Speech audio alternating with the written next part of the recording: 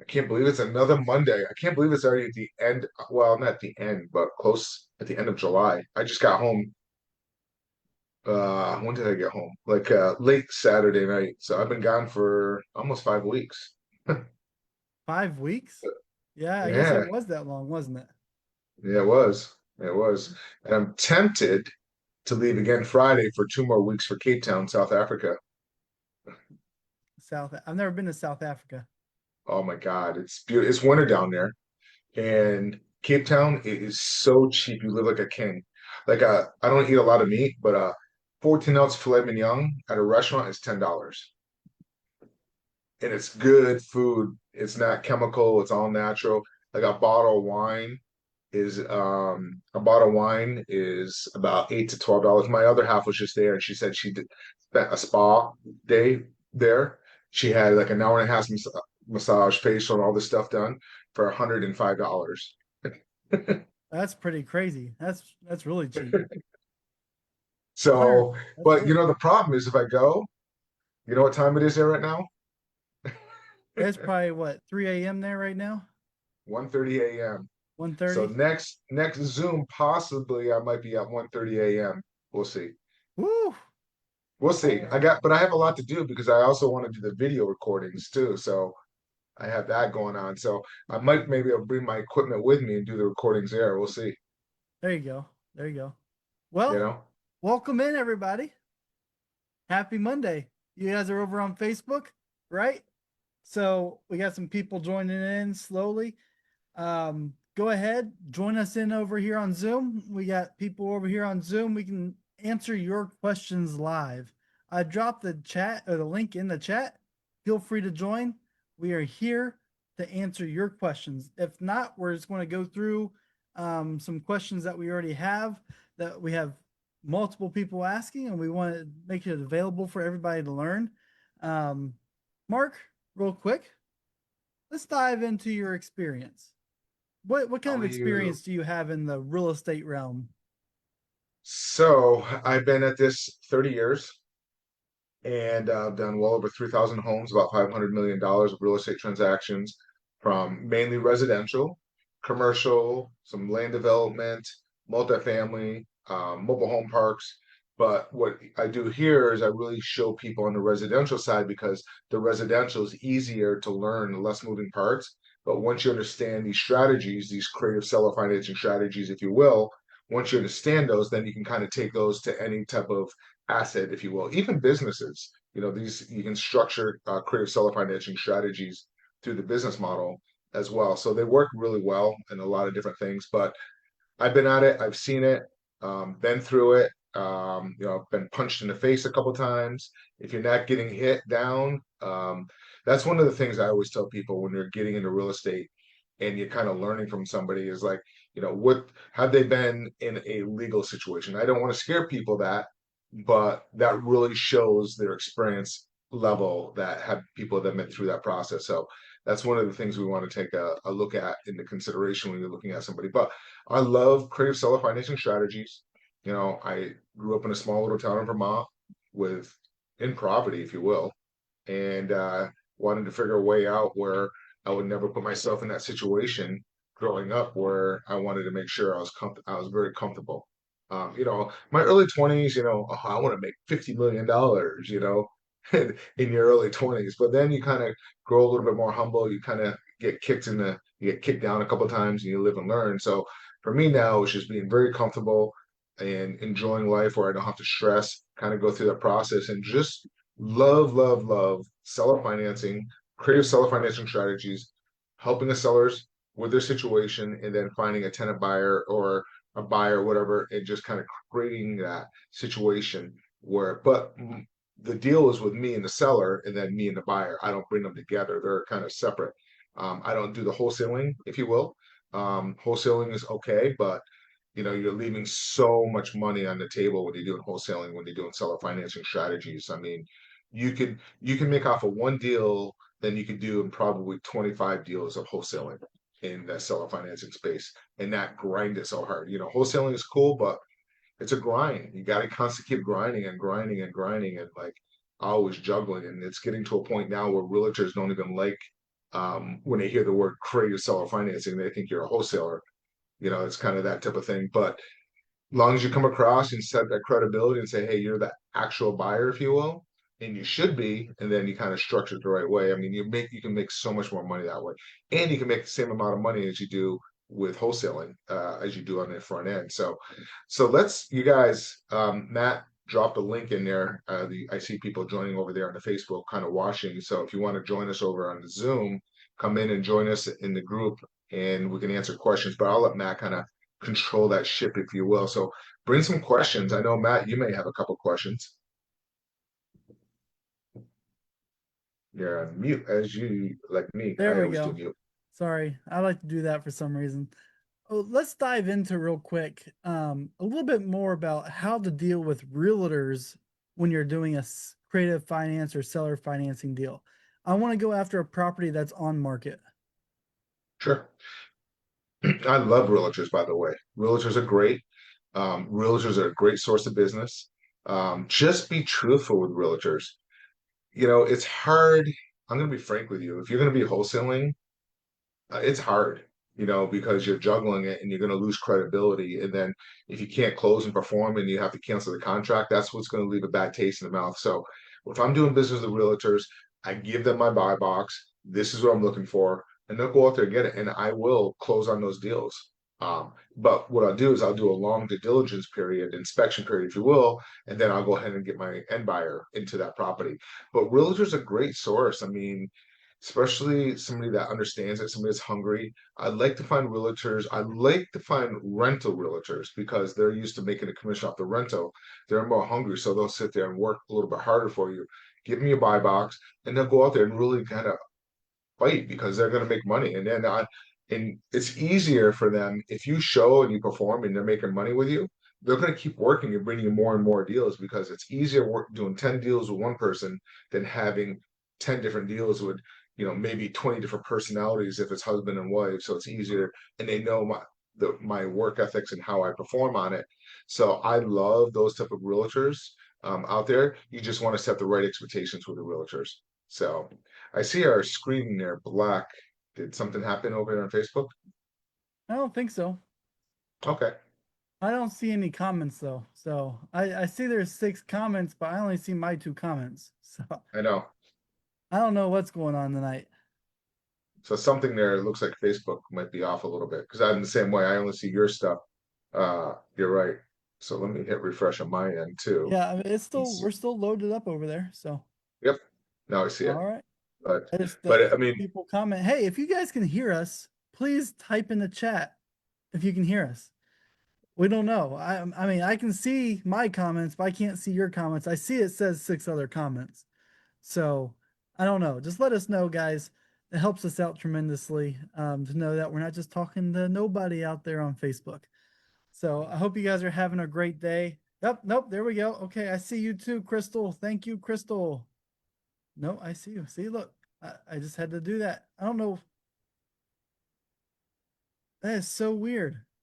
Interesting. All right. So, Mark, so you go after the younger, maybe the younger realtors, maybe the fresher new realtors that might be looking to get started. um, yeah, because they're hungry, they're willing to work. And it's a win because if you're new in the business and they're new in the business, you guys can kind of grow together. And quite frankly, I can't tell you how many times I've seen people new in the business, realtor and investor, they grow in 3 years, they're doing a ton of deals together and making so much money. They have that great relationship. So it's a great place to start. But have many realtors because some of the realtors may just drop the ball. They may get discouraged because it takes a little bit. It doesn't happen overnight. So some of these realtors could get discouraged and they need money and they're like, oh, is this guy not performing? So just stay in constant communication with them, build a friendship with them. I always talk about this when you're doing creative seller financing. You always want to kind of know, I see, okay, cool. You always want to build that relationship with realtors, just like you do sellers. I talk about this all the time. Every time I'm on here and we're doing some type of coaching, I always go down this and I always talk about this. When you're doing creative seller financing or seller financing, when you're talking to sellers, when you're talking to realtors, whoever you're talking to, you want to always, especially with the seller, you have to treat it like a marriage. You're in a long-term commitment with them, whatever the term may be, 5 years, 7 years, 10 years, whatever it may be, you got to think of it as a make a marriage. I mean, I've done stuff with realtors where to make the deal work, they roll their commission into monthly payments. Like they get that passive income. So once you get into some of these creative deals, and it's the reason why they did that is because they built a relationship with them. Instead of them making, like say for example, $15,000, they end up making maybe $25,000, $30,000 because they rolled in monthly payments with the interest. So there's a lot of different ways how you could structure that depending on the deal as you kind of get into it and you start playing around with the numbers. So realtors are great. I like realtors a real lot, and it's one of the things I always focus on. And wholesalers, they can be good too. I prefer wholesalers that are just starting out because I can show them the right way and kind of teach them the right way, the methods, and making sure they're all setting the right proper expectations on it. But you can definitely do a lot of that. And then I always talk about my bird dogs.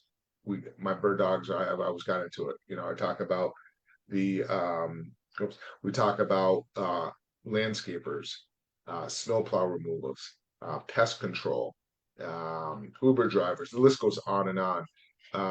What was it? Oh, um, yeah. Think of people out in people's properties, pool cleaners. People cleaning pools. The AC guy. Those are also great ones too. So always people out there are great bird dogs or a feed business. So you have a good system set up. You want to show them how they're going to make some money. And excuse me one second here. Where's my mute? Because I'm going to cough like crazy if I can find it here. Sorry about that. So, anyways, that's what I like about that. And the thing about with this, when you do seller financing, think of it as a 5-year plan. Because if you have a 5-year plan and you get to that right point, you can generate that passive income. People are like, oh, I'm going to get into it and I'm going to get passive income within. Yes, you get passive income, but realistically, you're probably not going to retire your first year.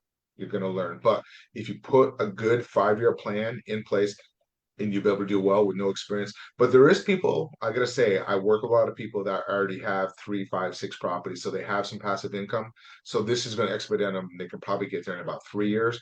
But if you're coming into this and you're new and you don't have any experience, you can easily set a good roadmap and you can be generating $15,000 a month with a 5-year plan, just taking some deals down. Just start out with a couple of deals the first year, then double it the second year, and so on. And just set that passive income coming up. And then what I like doing is always using my end buyer's capital to take the deal down. That's what I really, really like. So I don't have to keep taking capital out of my pocket and doing it. So it works really well. I enjoy it quite a bit. So Matt, you got some Okay. questions? Yeah, yeah, yeah. So you're going in and getting all these bird dogs. What are you paying per lead? Are you paying per lead? Are you paying if you close? How are you going about that? So yes, excuse me. I pay always on performance on closing, always, always, always. Um, and I always give them access to the CRM so they have a portal so they can see what's going on, and it makes them feel worse than the problem. Most of them won't log in, but I give them that so they have it. So I pay them on a closed deal. Typically, like landscapers, snowplow removals, Uber drivers, those guys, I will probably pay about $500 to $700 on a closed deal because we have to do a lot of work. We have to chase them down, skip trace, and kind of pitch them through the process and chase them down. Now, some of these deals where I get referrals where you're just referring over to me, like for example, hospice nurses, where it's just a lay down and they're ready to go. Those guys I'll pay like $2,000 to $2,500. That's kind of what I pay on those guys because it's think about this. When somebody says, "Hey Matt, I got a great mechanic," you're 99% of the time you're going to go with that mechanic because it's coming from somebody that you know, or like a plumber. Yeah, hey, I got this great plumber or this contractor. When you reach out to somebody that's referring you, the laydowns are so much easier to go down that path versus somebody you don't know and trying to chase. It makes a little big difference on that. So, does it make sense? Okay. Yeah, yeah. So you're giving them $500, but where so does that $500 have to come out of your pocket? Where's that $500 coming from? So it's coming from my end buyer's capital when I buy the deal. So that's how I do it. If you want to take it down, and I've done this, if it's a good deal and I want to take it down immediately because of it, yes, I can come up. I have capital or I have capital partners, but typically what I usually do 99% of the time is I go under contract with a long due diligence inspection period. I go out, find my end buyer, use my end buyer's capital, and negotiate a low down payment with my seller, and then I for my buyer, I try to get a higher down payment for my buyer. So the money from my buyer that's paying all my realtor's fees, bird dog fees, my closing fees, everything into it. So that's kind of where I try to do. I try to, even after the fees, I try to minimum try to get $10,000 in my pocket on the front end. And typically on that, what I do is I will put that into reserves for a little bit. And but the capital is there for you. So I usually put it in reserves, and as I have that monthly spread, once I build that reserves up for a little bit, then I'll start taking cash out. So that's typically what my model is there. But that money's there for that rainy day if I need it. But that's kind of what I tend to do in my model. You can maybe take 1,000, maybe $2,000 of it, for your profit on the front end. But I like to kind of have it in reserves for a little while. But that's typically where the money comes from, is my end buyer, and out of that is all my expenses, my closing costs, my marketing, and my referral fees, anything on that. And usually, if there's any cosmetics repairs, I don't take care of that. My end buyers take care of that. The way how I structure my deals. Did I answer that? Yes. Yes. Cool. Absolutely. Okay. So when it comes to diving into more of a structuring the deal, structuring the financing portion of it, how do you determine a fair interest rate and amortization schedule um, for the seller financing deal in like today's market? So what I do is I look at what the market rents are for that area, and I usually will go a couple $100 over the market rents, and then I'll back out the numbers. I'll back out the escrows. I'll back out any HOA, and then I figure out what the principal and interest, and then from there, based off of what my purchase price of the down payment or whatever they're putting down, or me putting down whatever I'm structuring that, I back the numbers in, and that's usually where my interest rate comes into play. Because I want to make sure that I'm affordable within that area. To make sure I'm actually correct about that, because otherwise it could really cause a problem sometimes. Like, I can't tell you how many times I see people, wholesalers, no offense, I've seen wholesalers go ahead and structure a deal and try to put a deal together, and the payments are $500 to $1,000 more than a market rate. It's not a good deal for an investor, and it's even harder deal. You could do it with a homestead buyer there, but it could be really challenging for a homestead buyer as well, a little bit on that side of it. So that could be a little bit of a challenge sometimes, because you want to keep it. It has to be within market rent area, for many reasons. You always want to have a backup plan. Let's Go dive ahead. into that a little bit more again. Kind of break it down a little bit more. So you start, where do you start off at? I start at looking at the market rents, The market whatever rent. the market rents are. Let's say the market rent's $2,000. Yep. Okay.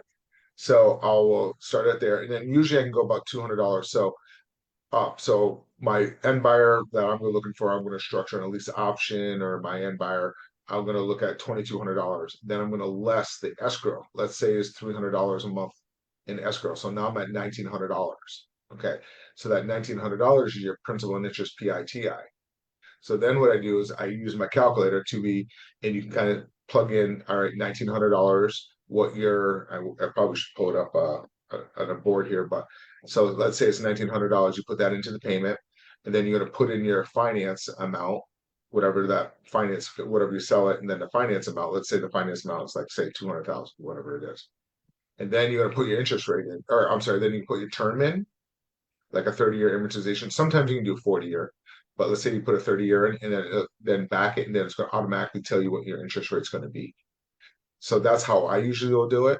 And then it will have, and then I'll usually do a balloon on it, like a 7 or 10-year balloon, something like that. But you do it a 30-year amortization on the calculator. You're doing the payment, and you're doing the amount finance, and then you hit your interest rate, and they'll tell you what your interest rate will be. So that's So kind of you how I come up with interest. Go ahead. so you have a calculator that you use for it. Yes, it's my soft. So I got a couple, but what I normally use is it's like $5 on your Apple Store or any of the stores. Um, so you just plug it right in. It's a 10B2 calculator. It's great. But we also have a spreadsheet. Anybody that comes into the mentorship program, we use that. But it's just quick back of the napkin. That's what we use. You use a 10B2 calculator. I also have another one. I don't know where that is. An old school one, HP. But I like this one because it automatically will produce an amortization schedule. And what you can do is when you're trying to pitch a deal to a seller and you want to show the seller, Mr. Seller, look how much more money you're going to be making because your say your purchase price is 300,000 and they're going to finance that over 30 years at a 10-year balloon. They're making an extra like $170,000 on top of it becoming a bank. The bank's going to make it anyway, so why not have the seller make it? That's what makes it so attractive to the seller, because especially if they're tired landlords, because if they're tired landlords, they don't want to get hit with the capital gains. But if you show them on paper them becoming the bank, they're going to make so much more money instead of always just putting that money into like the stock market or an IRA. They're diversifying and it's secured against an asset. So if I stop paying in 7 years, what do you think our property is going to be worth? It's going to be a huge difference on that. So that's kind of one of the reasons why I like using that calculator. So cool. I wonder where Okay. everybody's from. Yeah, let us know where everybody's from real quick. Also, so when it comes to that, so everybody that joins your mentorship gets access to your calculator. Yeah. So we have a big spreadsheet. So you plug it in, the numbers, and then when you go to your final result, it gives several different exit strategies. So it'll give like a lease option, it'll give seller financing, or if you want to treat it as a rental, it gives all the different exit strategies so you can kind of see what your profit's going to be. Typically, the highest profit margin is buying through seller financing and selling a lease option. That's typically the highest profit margin. But yes, it goes in there, and then from there you can kind of play around with the numbers and see what the monthly payments are. So that's kind of what we tend to do on that sheet. So it's a great Excel spreadsheet. Just plug the numbers in and it works really, really well. So, Okay, awesome. And now, if you guys are wanting to learn, want some more information about Mark's program, schedule a call with our team. You'll speak with either Alex or Reese. And it's just to see if it's a good fit for you. I just put the chat or the link in the chat. It's a 15-minute call, if that, just to see if it's a good fit, see if we can help you out. There is no sales pressure or anything on it. It's just to see if we can fit together and we can help you out. cool. Let's see, we got some Chicago people in here. We got Minneapolis. We got Oregon. I'm here in Cincinnati. Steve, how are you? I'm good, thank you. Hey Good. Steve, how you doing, man? I'm good, thank you. Welcome back. Appreciate you Thank you. coming back. I Yeah, like that background you got. All What right. Steve, what have you been working on? Anything good? yes, I think I got another subject to deal today. Uh, Awesome. it's my 234th deal. That's awesome. Congratulations. Thank you. Don't you love it? That's what we love about this stuff, Right. you know? So it's good. And so it's good. Eric, what do you got working on? Anything good? Maybe he's driving. Hey, how you doing, man? Good, yourself? Doing well. Where you're in Minneapolis? Am I saying Yep, it? yep. Cool. It's a good market. Yeah, it's different. Um, no, I kind of stumbled onto you. Kind of been, I would say, dabbling more than anything, looking at it a couple different. I don't know if you've heard of Richard Taylor with Hold My Hand Wholesale, and then there's another guy. They're doing a lot of this. Wholesaling slash trust acquisition. Um, it's basically like subject to, but it's not. It's cleaner for the seller on a trust acquisition. Obviously, you probably know that. Yep, yep. Yeah, I typically it is a subject to you just putting it into a trust. You Yep. just want to make sure the one thing you got to be extremely, extremely careful with that strategy. Make sure you're paying your doc stamps on that. Otherwise, that could be considered tax evasion. So be very cautious, especially Florida. They go after people on that. So, Oh, well, okay. yeah. Are you familiar with that process? I haven't physically done one yet, and those guys basically they do what they offer is kind of a split deal that they'll take care of everything and you basically get a percentage of the deal and then you don't have to deal with all that stuff. And I'm assuming you probably do something similar. Yeah, but you should want to learn that stuff. Oh I yeah, teach no, people how to do the that stuff. the idea at the end of the day is you get off on doing it yourself, but for a newbie getting into it, it kind of protects you because they're taking all the responsibility essentially because it's in their, it's not Yeah, in, it- yeah, you should be making all that money. My opinion is I want my people to make that money. But yes, you do the same thing. What we do is subject to I put all my properties into a trust process. So it's the same thing. So it's but subject to is just one process of it. I'll even if I'm doing agreement for deed or land contract, I still like to have it through the trust. So So that's kind Mark, of, but sure. that's cool. so Mark's not taking the percentage of like they are. No, Yeah, obviously the difference, I think the difference is they're not charging for any sort of mentoring. The mentoring is they're helping you out on the deals basically, and then they get a percentage. So there's no like upfront buy-in. I'm going to call it buy-in for lack of better words, like joining a There's no program. investment in yourself. That's what it really is. So If you want to say it that way, yeah. I mean, it's like I know you guys know Pace Morby. I think his is like 9 or 10 grand to get into the sub two program, but yeah, you're spending a chunk up front. yeah, yeah. Yep. You're pretty much bird dogs. That's really what they are, and they're Yeah. taking all the money. Yeah, Yeah.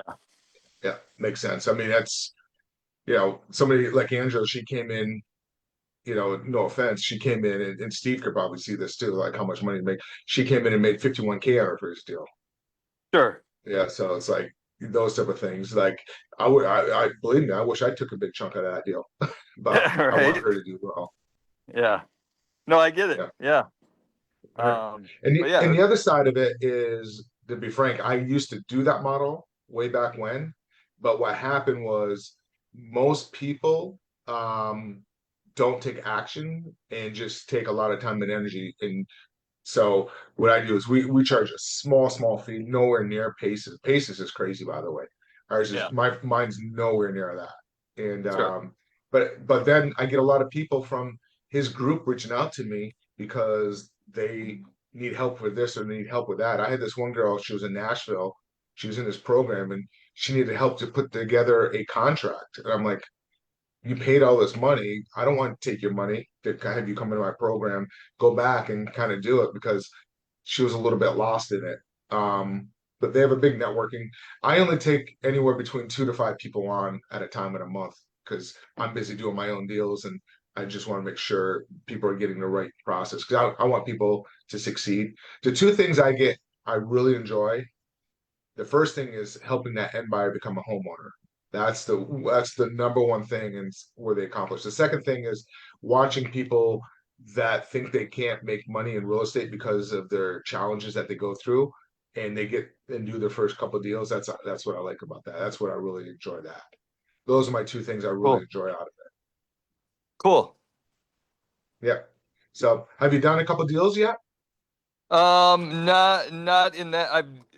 I've partnered with one guy that I know locally. We've done a couple wholesale deals. That's been a couple of years ago now. Made some pretty decent money on those, but haven't done anything since then. So Okay.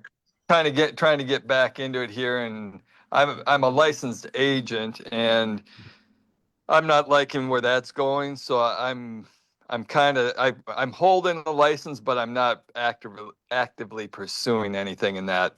If a friend or family or somebody, a past client calls me, that's fine, but I'm not out marketing anything or so. You should really figure the model out because with you being a licensed agent and you see sellers that can't sell properties, if you understand all these different seller financing strategies, you can help those sellers out and make some money Sure. along the way. It's it. You really should really figure that out because the agents that understand it, they're going out like I have one of the people in my group that understands the seller financing and they reach out to buyers that are distressful and they help the buyers out saying, "Hey, I got a buyer for you," and so they could buy it or they're acting as a realtor agent for them and bringing sellers that they know that are actually going to perform on it. I'm sorry, buyers that are actually going to perform on it. And then Okay. you get your commission. So you can make money being an investor, and you can make money off the commission. So you actually have a couple gold, you just got to kind of figure it out and kind of merge it together, but you have a good opportunity there. Sure. Cool. Yeah. Well, Just I'll get it. probably maybe I'll get a call scheduled or whatever and jump on and learn more about what you guys are doing. Yeah, just take a quick call. Just yeah, it's no obligation. Just kind of have a good understanding, see if it's a good fit for you and a good fit for us. So just take a look at it. Like I said, I just keep it really small, and but you have a really good you have a good niche there where you can kind of really succeed and do really well with it. Because being that realtor, just kind of understand your model process and put it all together. Sure. Cool, Nice. cool. Thank you. Pleasure meeting you. Yeah, Yep. All right. Bye. Awesome. yeah. So, guys, feel free to ask any questions that you have. We are here to answer your questions over on Facebook, over here on Zoom. Also, I do have another question for you when it comes to the percentage side of things. Okay, You ready? I'm ready. Are you sure? Percentage. Yes. So, do you, what if someone comes at you and says, but why would I do that if like I can yield better on an investor's account on a bank or something like that? What they're going to I mean, look at your returns. So you're saying from an investor's, but let me understand your question. So an an investor, you mean a capital partner type of situation or like a seller? Like they can say a seller can say, hey, well, I could take this money and use it for something else to make more money. How are you going to bounce that back off of them? Well, typically what I do is I just an amortization schedule and show them like it's a secured asset, it's a fixed asset, you have nothing to worry about. And if you compound the interest, if you look at when you do an amortization schedule, I don't know if you ever look at an amortization schedule, but if you look at the first 10 years, most of it is going towards interest. Very little is being paid down towards the principal. So you can just look at the numbers and you show an amortization schedule. And I'll post one afterwards. If anybody's watching the rerun on this, I'll put an amortization schedule in the chat. So if you're ever watching this, you just go in the comments later on and just go down and look at like line 120, 10 years. Look at how much the seller would make versus off the selling the property. So I'll put a little outline in that. So if you guys want to look at that later, you can. But if you take a deal, I can just pull one up in a calculator right now. I wonder if I could do it in the Zoom here. Whoops, someone's at my door. But you could sit there. Let's see if I can do this. I might be able to show you here. You want me to pull one up? I was going to do a live one right on my calculator here. Let's see if I can. Okay, so I want to go in. What's that's the wrong call? I got one right here for you if you want. All right. A calculator, Okay. right? Yeah, so let's go down. I like mine better, but this is cool. All right, go in and do 300,000 Okay. at a 30-year. Okay, we'll say 6%. All right, hit calculate. All right, so let's say in this scenario, okay, the seller, because you're financing 300,000. So let's say they're selling over $330,000. So they're getting $30,000 down, and they're financing 300,000. So let's go down to line 120. Well, go to 120. How do you go down? It just stops here, right? Oh no, it's doing it by yearly. Can you hit monthly schedule up there instead of annual? See that top? Mhm. Okay, so go down to line 120. Okay, 120, right there. So right there. See, I don't like this one. It doesn't give me interest. Let me try it. I'm gonna do it. I'm sorry. My calculator is so much better. Okay. Let me turn this down. Okay. All right. Let's see, co-host. All right, you want to stop sharing the screen and see if I can share it? There you go. Go ahead and mute that mic or turn the volume down on your phone. Is it echoing? Yeah.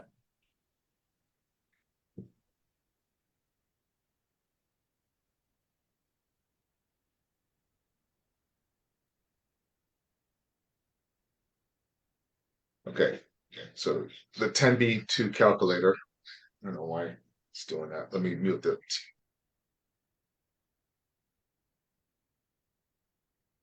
Oh, you gotta unmute yourself on Zoom on your phone.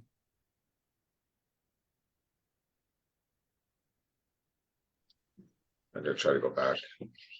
I don't know why I can't mute that. Put this away. So I got the 10B. I'm still echoing, right? Yep. That's okay. We can deal with it. Here, yep, go ahead, click there. Nope. Click on the screen, go down to the microphone, or at the top left, you see that the speaker button? Tap the screen again. That speaker button on top left. There you go. Now Is you're that good. working? Yep. No, you need to keep yourself unmuted up there. All right, you hear me now? Yep. But I'm still echoing, Oh well, it's right? okay. It's okay. I was gonna try to. How's that? Is that better? That's good.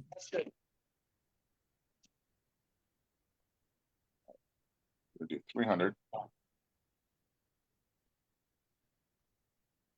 That's 6%. Okay. So then on the top right, you see what we got, right? I didn't hear you. You can't hear me? I can hear you now. Okay. All right. So then you hit these three buttons on the top right, and then go to amortization schedule, and it shows the whole platform. Now, what I like to do is go down to like 120. Without showing you. Right.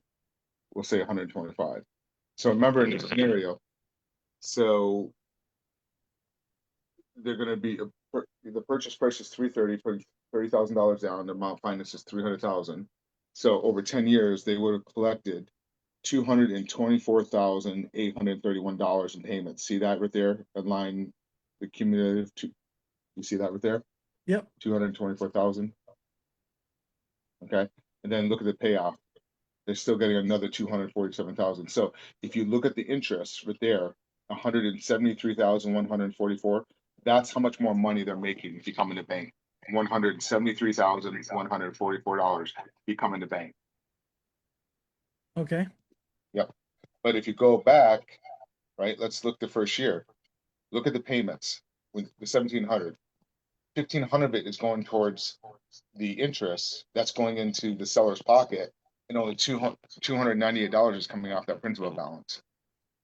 So that's why it's so good presenting seller financing. So that $1,500 is just going into the profit in their pocket, and only $298.65 is coming off that.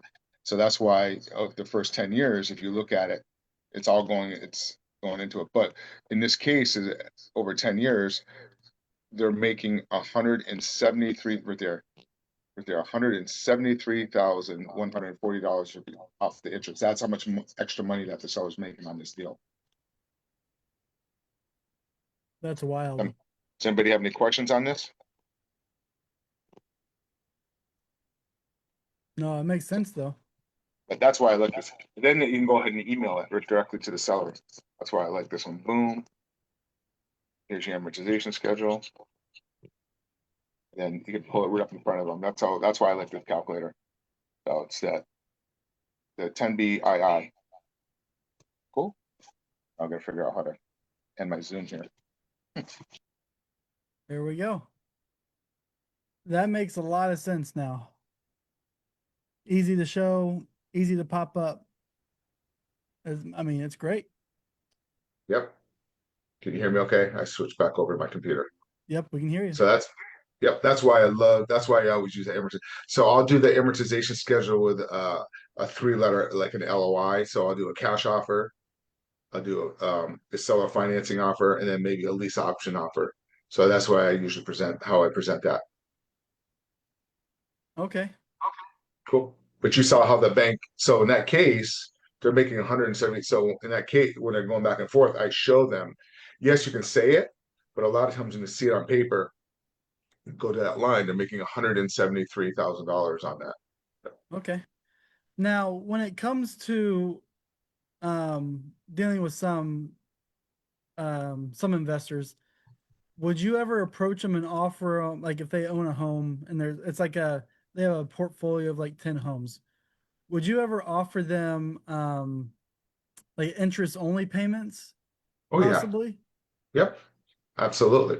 And sometimes I get no payments. Like if say it's a handyman special, I'll structure it with no payments for 3 months or 6 months because I want to put all that money into the property. That's usually what I tell them.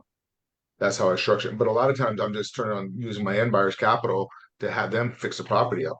So yeah, I'll definitely will do no interest on something like that. So it's a case by case. It depends on the seller's needs. It goes back to listening to the seller. What is the seller trying to accomplish? Why do they need the cash? Are they a savvy investor? Do they need the cash to move on? So depending on what the seller needs are, that also plays a factor if I'm going to present a amortization schedule. Sometimes I don't present an amortization schedule because they're not that savvy, if you will. They don't care about it. They care about something else. So you have to listen to the seller and really understand what the seller is trying to accomplish. So, but yes, you are correct. There will be cases where I'll do no interest. Um, I had one where I'm like, okay, how much money do you need to live off? So I was buying a multifamily, it was a small one. And I'm like, how much money do you want? She goes, I want 2,500. I negotiated down to $2,200 a month. But my doing so, her interest rate was so low to her because she was only looking at that $2,200 a month. So a lot of times I won't present what my payment would be or interest rate. I will ask them what the payment is. Now, if it's a savvy investor, sometimes, and like you're saying, like, hey, where if I put my money there, then I'll go down that approach and do the amortization schedule. So it really depends on what the seller's trying to accomplish and listening to the seller, and then that will determine on what my reaction will be and how I'm going to handle that and how I'm going to present the deal. If I'm going to present a like a cash offer or seller financing offer with the terms and interest and showing them how much more money. So it's about what the seller's goals are. Sometimes the sellers just want to walk away, and they might be 2 months behind on their mortgage and they don't want to show that foreclosure, or the property needs work and they can't get it fixed up, or a spouse, like somebody passing, and it's just too much work for them to get the house cleaned out. So you have to really listen to the seller and figure out what the seller's needs are and how to try to accomplish it that way. Cool. Makes sense. I like it. Anybody got any questions? I love questions. If not, I got more. So Bring them on. You're educating yourself. You like this stuff. I like it. Jairus, what you All got? right. What's going on? How you doing? You're on Go mute. ahead, make sure to unmute yourself first. Yeah. Hey, yeah, on this, well, I put this question in the group, Mark, but I guess I would just ask you, like, if I bought a house on a land contract, well, people are saying it's not a great idea because you don't have control of the deed. And I don't know if I know enough to know like what if it matters that much or not. Well, first of all, I love contracts for deeds, especially if a seller is not financial distress and you're going to go pitch a subject to. I wouldn't even pitch a subject to if they're not financial distress. I will go to a contract for deed or agreement for deed. That's how I do mine. They're going to look at you, and I can't tell you, no offense, I don't know, the sub two students, if you will. I can't tell you how many times we go head to head with them and we get the deal because we're like, why would you transfer the deed out of your name? So you're using it as your leverage, but you're still controlling it through contract. And in your contract, you get everything that you want. You get the depreciation, you get the tax advantages. And a lot of times, what I do, I will go ahead and have the seller sign the deed and have it sit in escrow. So that's kind of what I do on some of mine if I'm doing it from the seller. So yes, I'm still technically you're controlling the deed in a sense through a contract, but yes, the deed's there. Plus, it helps with the due on sales clause. So it's a lot better. My personal opinion is I love contract for deeds. If they're financial distress and if I have to put a lot of money into the property, then I'm going to do more of a subject to. But if it's a seller that just can't sell it and they're open to it, and then realtors are a lot more open to it too. Realtors are, you call realtors up and say, oh, will they be open to this? Realtors are so tired and sick of that right now. So, and then you can also do a sandwich lease option. That's another one. I would do that one. Do you know what a sandwich lease option is? I mean, I think I get the gist of it. Like I'm pretty new to like real estate stuff, but I was thinking because what I was gonna do is I think this is what you mean is then I'm gonna resell it, and I was gonna resell it. I guess I'd have to do a land contract again or a contract for deed again. Yeah. What state? What state is it in? This one's in Michigan. Okay. I would, what's the eviction process there? Depends on the county, I think, right? How long does it take to evict if you, as a tenant? Takes about a month and a half to evict Does it there? and yeah, So I would sell it. I would buy an agreement for deed or land contract and I would sell on a lease option. That's what I would do. Okay. And stay in the middle. You want to stay in the middle and create the cash flow, right? Yeah, yeah. That's what I would do. On those. You said sell it on a lease option. That's what I do. I'm sure Steve would do the same thing, probably. Yep, Yeah. he's shaking his head. See? Okay. He knows exactly. That's what Yeah, we would do. Illinois is a land contract state. Yeah, therefore, yeah, I did more the land contract more than self financing. Yep. Yep. It's a form of a seller financing, type of Right. structure, but Yeah. yes, it works well. And it's easier and people are less like guarded that way too, the sellers. You're still controlling it. Right. Get good just make sure you have good contracts. Mhm. So I do contracts for me and my seller, and then I do separate ones with me and my buyer. So like I want the depreciation on both sides, me staying in the middle. So from the seller, I get the depreciation. From my buyer, I get the depreciation. But typically what I like to do is I think the best bet is selling a lease option. Unless you're getting more than 10% down, then that's when I tend to do more of the an agreement for deed or land contract, whatever they're calling in that state. Because if you have to evict and they put that much money down, you could have a problem going in front of a judge. And if they're fixing the property up and doing a lot. So you got to look at that. If you have somebody putting a lot of money into a property and you have to go ahead and evict them, the judge is going to say, hey, they should have some what's called the equitable interest in the property.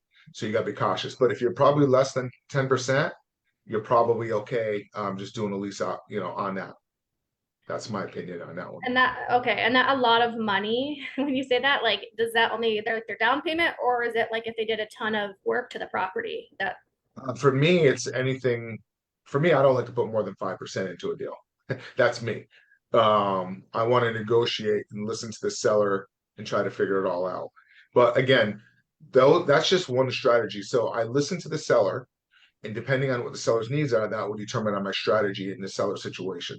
If they're financial distress and I got to put or my end buyer, whoever is putting, if we got to put more than 10% in that property, you got to figure it out. Like really, like what are they behind in a mortgage? Does the property need more than $20,000 worth of work? Then you want to try to get that deed, most likely through a subject to, and put it into a land trust. That's kind of what I tend to do. The trust aspect of it. I always put my properties in trust anyways. Then, but if they're not financial distress, I'll go ahead and usually pitch a land contract or contract for deed. That's kind of what my model is. And then I usually sell on a lease option and use my end buyer's capital. So you want to negotiate low as possible with the seller and then try to get in. But we go through all this stuff and then you got to get into it. Like we talk about, analyzing the deal, what's the seller and how to build a relationship because they're going to do these deals because of you. So you got to think of it like a marriage, build that rapport. 80% of my phone calls getting to know each other. They're going to do business because they like you. They know you.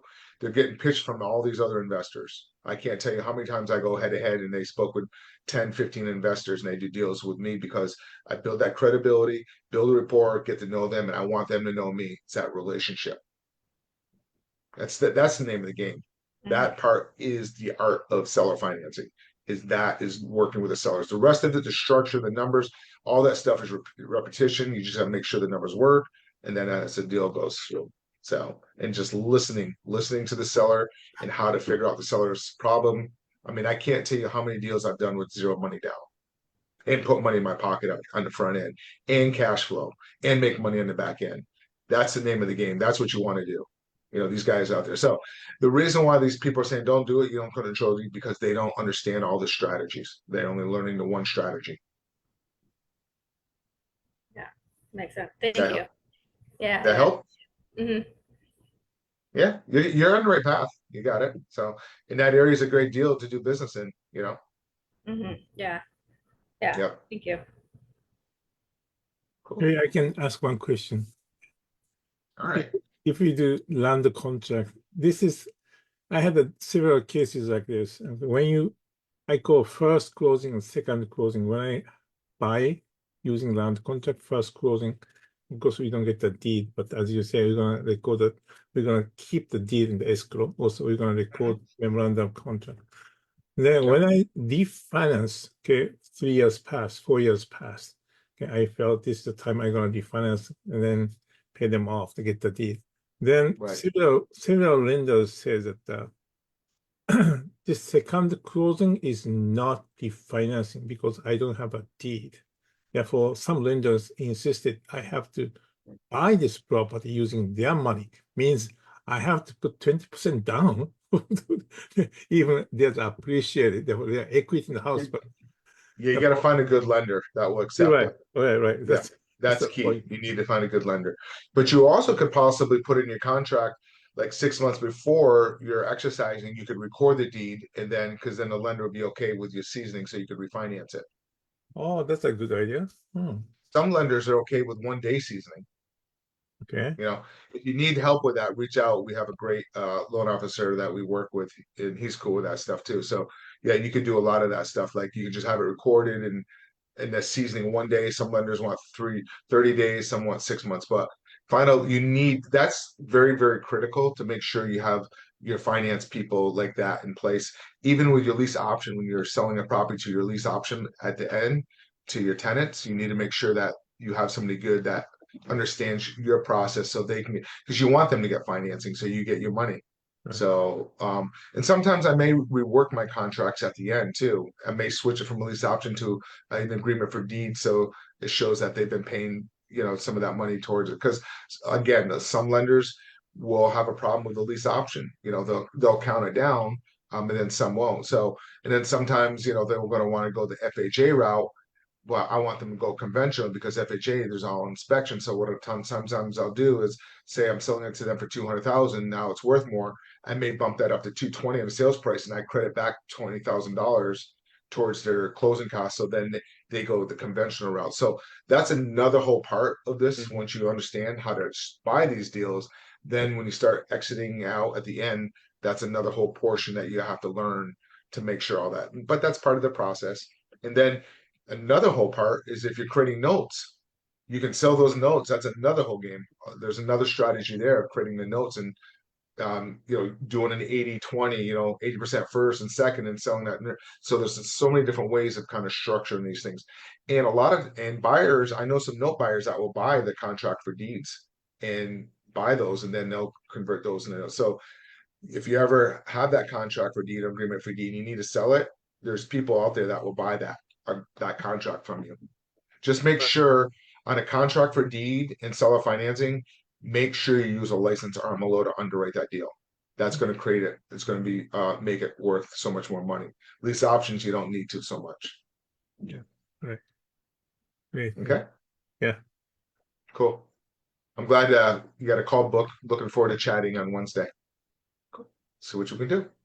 So real quick, Mark, I have in my calendar that your Monday calls start at 8:30, but Eastern. I'm Eastern. What is that wrong? Because it sounds like seems like you guys have been on here for a while.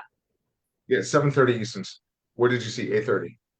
You know, I might have just put it in my calendar wrong. I don't know. Oh, I'll no change problem. it. Okay. Yep. That's the public one. Then we have the private ones, Mondays at 5:30. Then we have Tuesdays at 6:30. Then we have Wednesdays and then Thursdays. So we have one. Yep. So Okay. this one here is at 7. 7:30 Eastern Standard.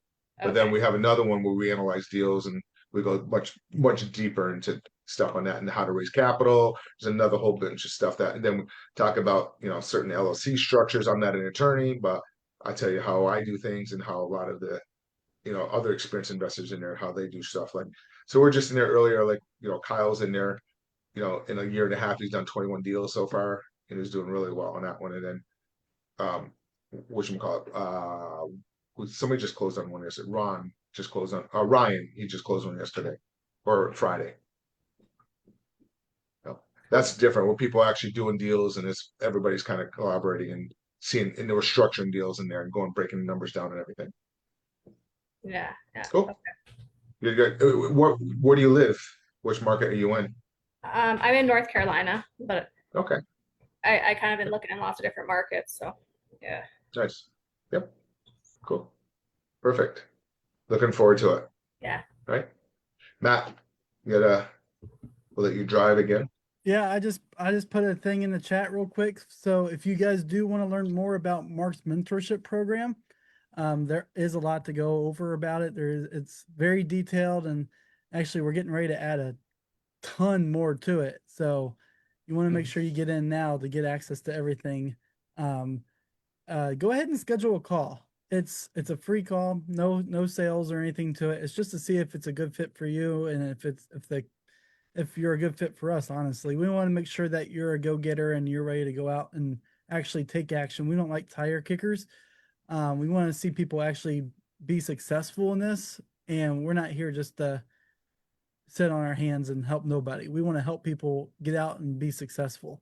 So go ahead and schedule a call. I put it down below. You'll speak to either Alex or Reese. I know Alex is on the call. I think Reese is on here too. So they'll take a Zoom call with you and they'll help you out and see if we can help. Mark, we're getting to our last minutes. Yep. Yeah. So when you meet with those guys, it should be a few minutes just with them to just make sure it's a good fit, and then they'll set up a call, a second call. Cool. Looking forward to it. That type of thing. So yeah, we're like a couple minutes left, and that's a good call. That type of thing. And everything's going well.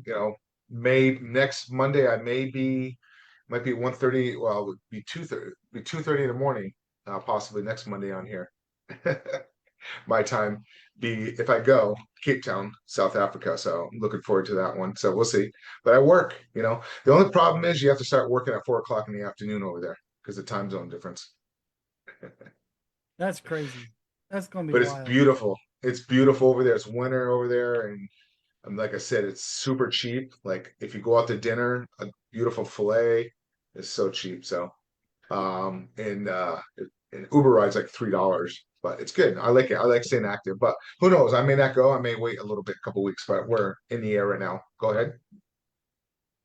Just a quick It's- question. So, yeah, I was talking with some sellers, and some of them weren't really able to do sub 2 type things, which is something that I learned because they were going to go buy a new house. But I'm curious if you did like a land contract, if the deed's still in their name, so is that going to affect their DTI and all of that?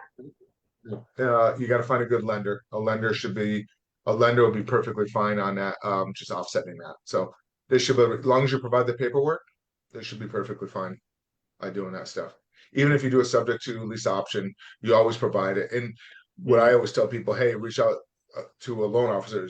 So you want to have a couple people in your Rolodex, and that's one of the go-to. Like, make sure you have a good loan officer that you could refer people to. Like, hey, won't be any problems, but if you want, here's somebody that he works nationally.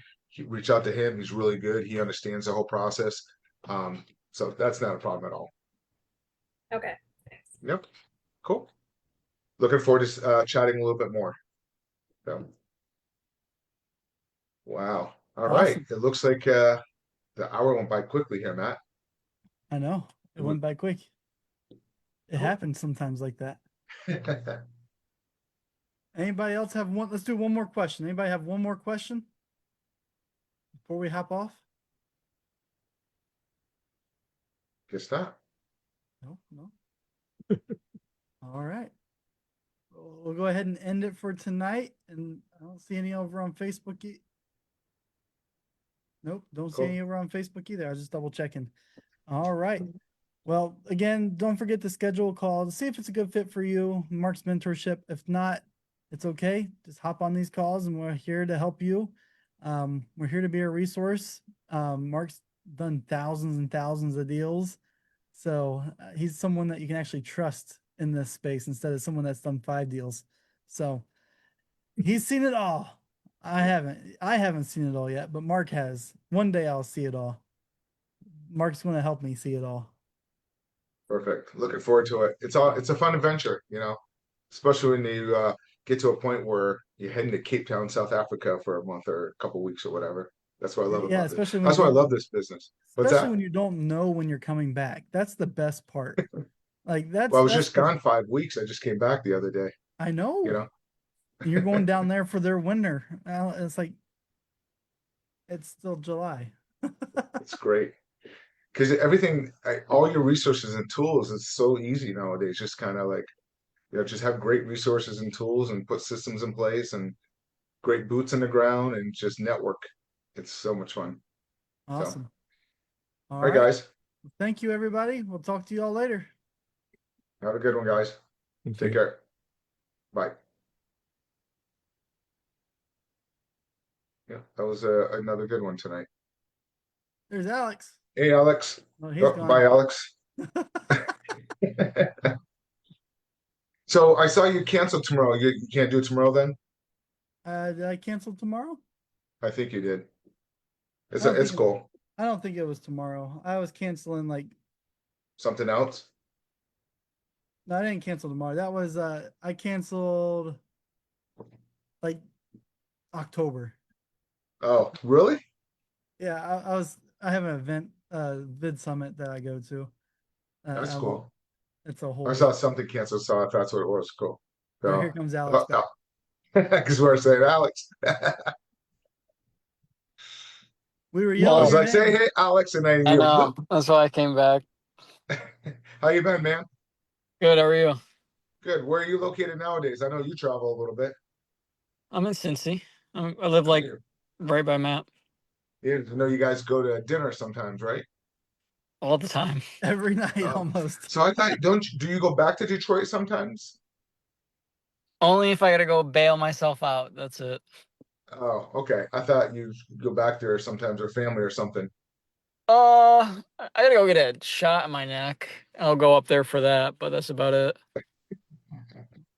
Believe me, I was just I was in Vermont, I was in one of my basements crawling around because somebody said, I was trying to sell a property and they're like they canceled because they said there's sewage leaking in the basement.